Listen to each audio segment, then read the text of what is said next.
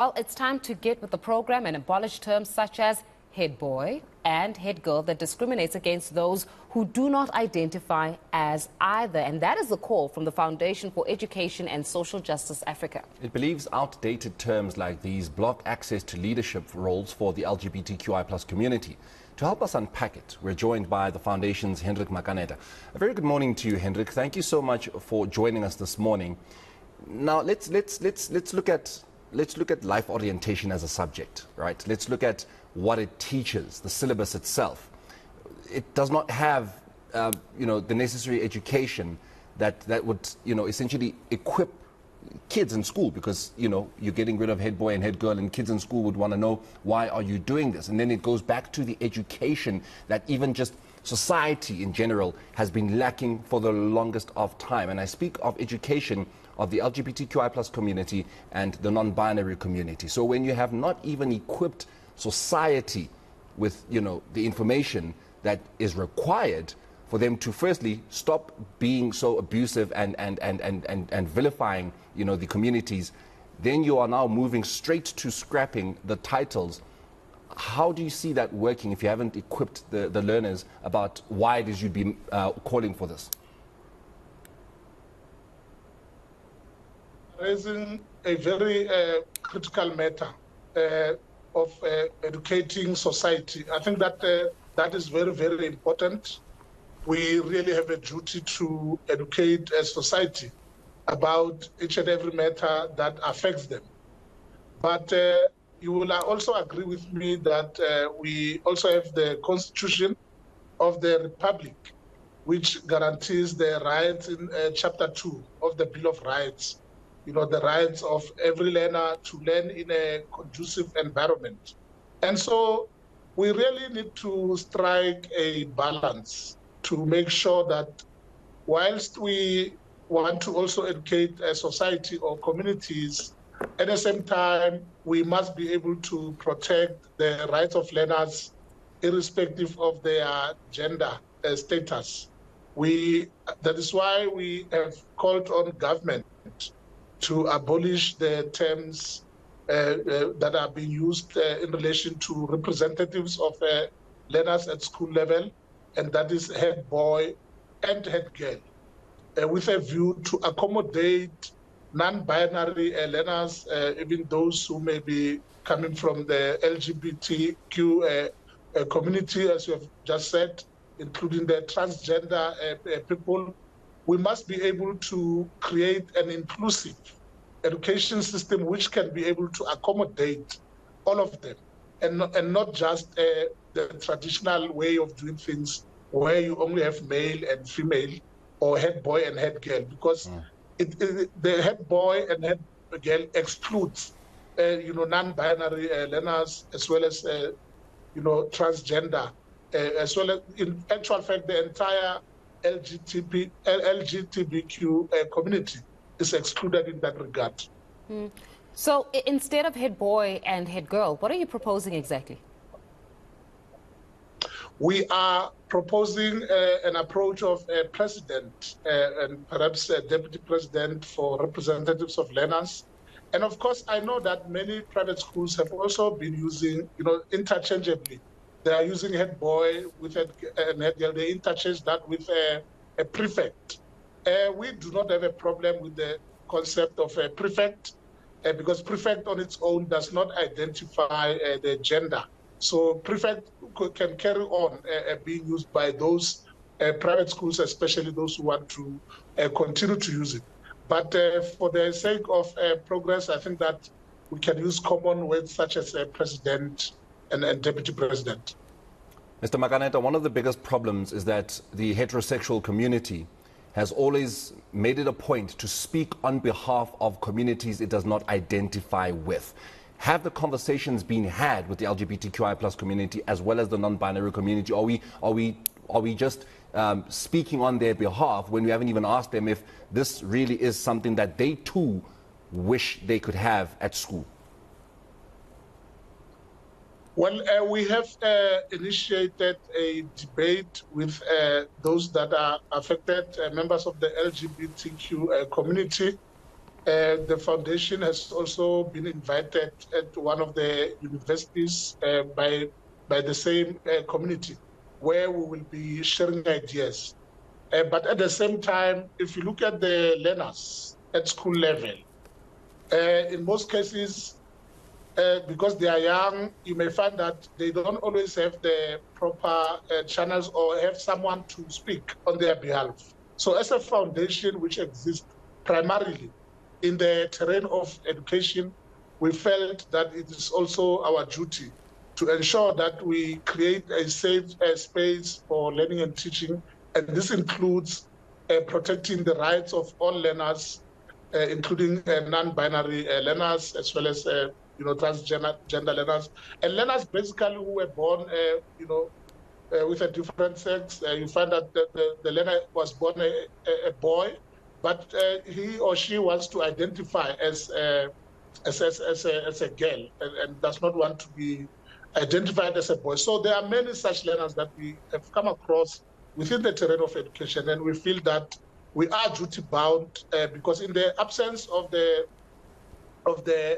parent at school level, obviously teachers automatically become parents, and we feel that teachers should be able to, inculcate this type of lessons also in the life orientation teaching programs before it can cascade. You remember that learners are members of communities, and whatever happens in the classroom will always find a way to go back into communities. So by teaching learners at school level, you are basically also teaching the community itself. Yeah, Hendrik, it is plausible that it is about upholding the Constitution and ensuring that everybody is included within the Constitution itself. That we can definitely applaud. I guess the question, to labor with what Morena was saying, the question is, are we not taking here low-hanging fruits? So, for example, if you scrap head boy and head girl, not to say it is a bad idea, not at all, but if we're moving straight into the scrapping of it, but we have not exactly educated society about how they are non-binary people that get referred to as they, them, their, and that even in the mention of that, those people get to be burnt, right, killed. That, when you're talking here about the LGBTQIA plus community, we're speaking here about lesbians who still get correctively raped. So as it were, right? These are just the reality that translate within what we would deem as a hypocritically conservative society that unfortunately we find ourselves living in. That if sex education in school, right, as it is right now, there are calls every time there's a conversation about sex education in schools. There are parents that are calling for it to not happen at that extent because they would say that we are tainting their children. So for some odd reason, we've created the society in South Africa which is hypocritically conservative, and sometimes at the expense of the child. Before we go into issues of titles, which, by the way, should perhaps fall at the end part, should we not be going back and saying, hold on a second here, guys. If we can't even have sex education in the most authentic manner, if we can't even have conversations about, hey, my child may be gay, or my child may be lesbian, or my child may not even identify as a he or she in heterosexual sexual norms, but rather they and them, and we can't even have those conversations, then what good would it be to just swap the title if we can't even go to the grassroots of being able to tackle the problem? Because I tell you one thing, changing a title will not change a lesbian from being raped, or will not change a gay child from being bullied just on the premise of them being gay. Well, I fully agree with some of the points that you are making. But at the same time, the question that you are raising is just like if you look at there's a law in relation to termination of pregnancy, for example. Many people in South Africa, or many parents, are not aware that a 12-year-old girl can actually do, termination of pregnancy without the consent of the parent. So there are many who get shocked when we tell them that a 12-year-old girl does not need the consent of her mother or her father to terminate pregnancy. And that is written in black and white. It is in the law. Parliament has already, in fact, the president, signed the bill long ago. It is the law now. And so I'm saying, I'm giving this example to say that We cannot always wait for, education or the entire society to be educated. Remember, there are public participation processes where you find that some of the parents don't participate at all because of lack of knowledge or lack of education, rather. They are unable to participate, some of them. Not everyone participates in the general well-being of the country. I mean, even the ANC is leading South Africa with votes of fewer people than the majority. The majority of people just don't participate. And so we cannot wait for a situation whereby all 60 million people have been taught before you can carry on to make decisions. We need to really strive to make decisions in the best interest of the learner. What is important here is that the duty of care, it's a legal obligation that all practitioners, educational practitioners in particular, have towards the learner. We must protect all the learners irrespective of their social standing in society. Mr. Makaneta, I would like to disagree with that, because I want to go back to what Faith said about you are going for the low-hanging fruit.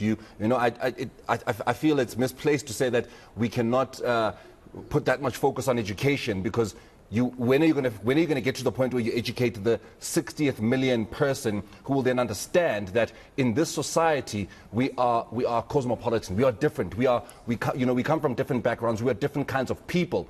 Perhaps, again, what is the point of changing it to president or head person or any other title that identifies every community in this country, when that same head person, that same president is going to go back to a home where his father, Morana Mutupi, is going to essentially chastises me being kind about it, but is going to go back into a house where they are disowned, where they are abused even, because there are fathers who enact that corrective rape to their daughters because they do not identify as girls. They are seen as,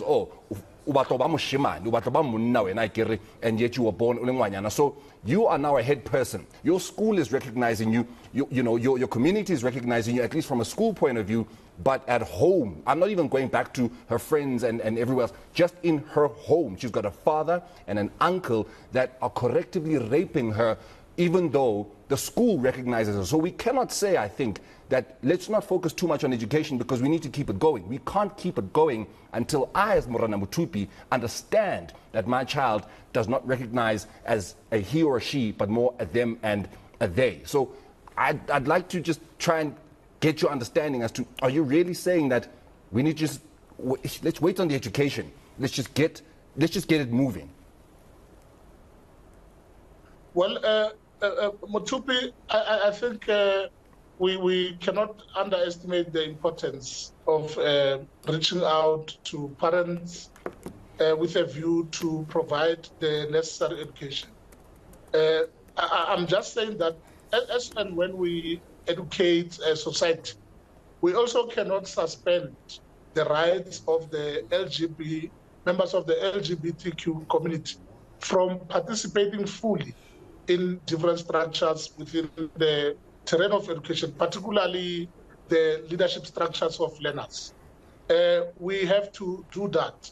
We need to make sure that, I don't really see it as a low-hanging fruit, because this is a matter of agency, in a sense that most of the learners who are from the different communities don't find it easy to participate. You find that there's just a head boy and head girl.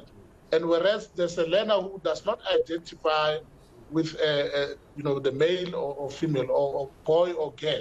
So what are we saying about that learner? Are we saying that that learner must wait until the entire society, until his or her parents have been educated well enough before that learner can step into the leadership structure at the particular school? It will be too late. So we're saying that we need to build it now with a view to make sure that every learner has the opportunity to participate in leadership structures. Remember that these learners, young as they are the future. And if we do not include all of them now, we may face a situation whereby in the next 30 years, even in parliament, you still have only those who identify as male and female only. and then members of the LGBTQ community might not be fully represented even in Parliament. And so we have got a duty as the foundation to ensure that we level the playing field right now at school level, so that by abolishing such terms of head girl and head boy, we can then be able to give everybody an opportunity. Okay. We'll leave it there. Hendrik Makaneta, much appreciated for your time this morning from the Foundation for Education and Social Justice Africa.